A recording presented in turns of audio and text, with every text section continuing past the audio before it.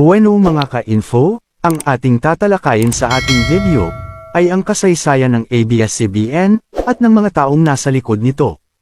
Bago nauso ang mga cellphone, o internet, nauna nang makilala ang ABS-CBN, sa kanilang mga palabas. Isa ka din ba sa nanunood ng Batang Quiapo, o isa ka sa madlang people, o idol mo si Kabayan? Dito din napanood ang mga teleseryeng nakakakilig, na tambalan nila Judy Ann Santos at Wawi de Guzman, ang love team nila Rico Yan at Claudine Barreto, Marvin Agustin at Jolina Magdangal, syempre ang Kathnel, na mahigit isang dekadang sinubaybayan ng mga manunood. Mga balita at komentaryong inihatid ng TV Patrol.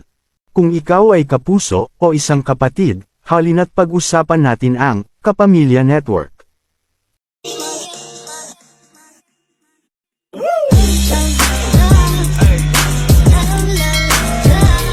Itinampok nito ang mga nangungunang palabas noon, tulad ng Your Evening with Pilita at Tawag ng Tanghalan. Palakpakan po natin si Lupito at Pepsi!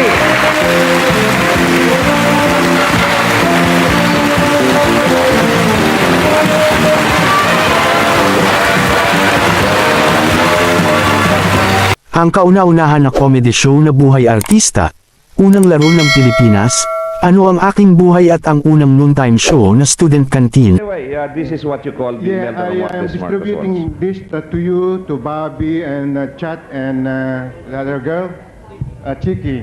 Okay. The other girl?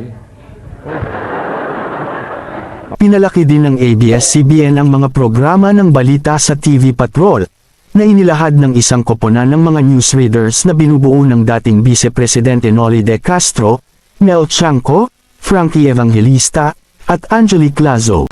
Narito na ang mga maiinit na balita mula sa TV Patrol. Magandang gabi bayan, narito ang ating mga nagbabagang balita dahilan sa Ang iba pang mga kagalang-galang na programa sa balita ay sumunod, tulad ng Magandang Gabi Bayan. Sa kanyang pagtakbo sa may bintana, ay bumulaga naman sa kanya ang isang napakapangit na lalaki, mataas, may sungay, at maitim, at punong-puno ng At ang Probe Profiles, na kilala din bilang The Probe Team Documentaries, ay isang documentary show na ipinalabas din sa ABS-CBN.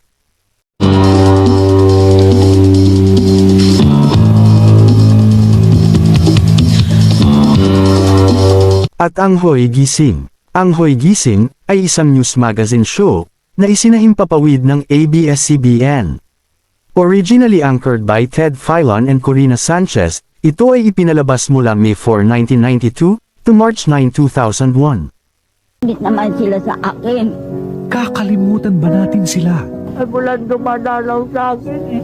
Sila ang mga iniwanan, inabandona, at kinalimutan. Ngayong malapit na ang Pasko, hahayaan ba natin silang mangulila na lamang? Hoy! Gising! Lunes alas 4 ng hapon. Ni-revamp din ang mga entertainment programs ng ABS-CBN sa mga seryeng nauna nang ipinalabas sa RPN at IBC na kinabibilangan ng Itbulaga. Ang Itbulaga ay isang variety show na pinangungunahan ni Tito Soto, Vic Soto, at Joey De Leon. Okay, balik po tayo sa Itbulaga. Question and answer portion. Hey.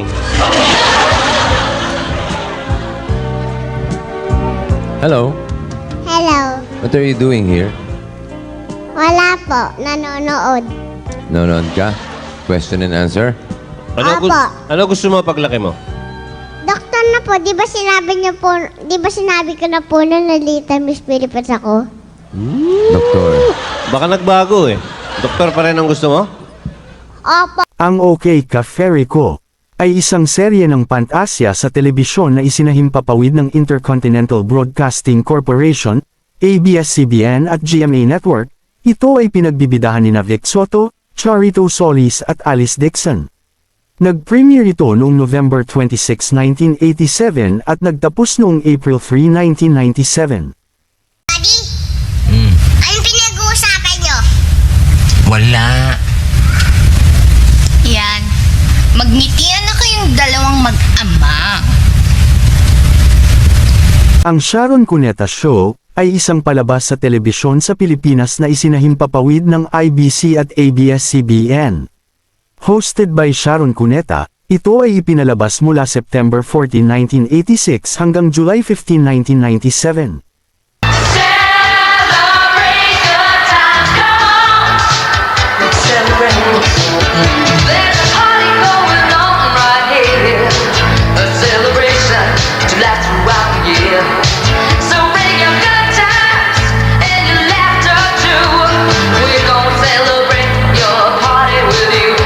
Ang Go and Bananas ay isang comedy show na ipinalabas sa ABS-CBN noong 1987 hanggang 1992.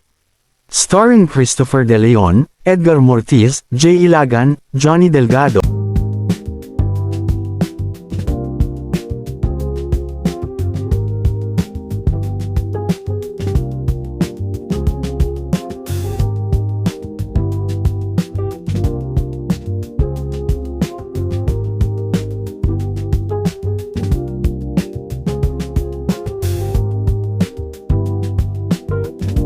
Kapag may katwiran, ipaglaban mo ay ipinalabas din sa ABS-CBN na nagtatampok ng mga pagsasadula ng mga aktwal na kaso na dinala at nalutas sa Korte Suprema at Court of Appeals ng Pilipinas. Ito ay ipinalabas mula 1992 hanggang 1999 at nagbalik ang palabas mula 2014 hanggang 2020. Magandang gabi po sa inyong lahat. Ito po si Attorney Jose Sison na sa inyo'y muling nagbabalik dito sa programang Ipaglaban Mo. Ang Connie Reyes on Camera ay isang serye ng drama anthology sa telebisyon na isinahimpapawid din ng ABS-CBN. Hosted by Connie Reyes, ito ay ipinalabas mula 1989 hanggang December 1998. Ito ang pinakamatagal na drama anthology noong panahon nito sa kasaysayan ng TV sa Pilipinas hanggang sa sinira ng Maalaala Mo kaya ang record noong 2006.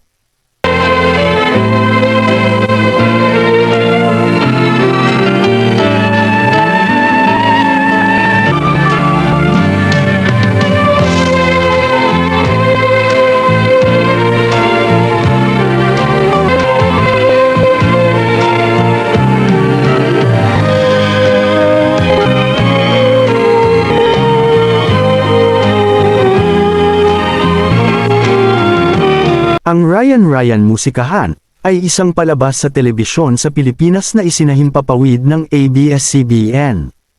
Hosted by Ryan Cayabyab, ito ay ipinalabas mula June 2, 1988 hanggang July 6, 1995. Here now is CMMA winner Ryan Musikahan, coming your way through 50,000 watts of pure, all solid-state entertainment power. This is ABS-CBN Corporation Channel 2, in the service of the Filipino. Now signing off. Maraming salamat sa muling panunood, hanggang sa dulo ng aking video. At huwag kalilimutang mag-subscribe, at pindutin mo na din ang notification bell, para lagi kang updated pag nag-upload ako ng mga bago kong video. Thank you for watching.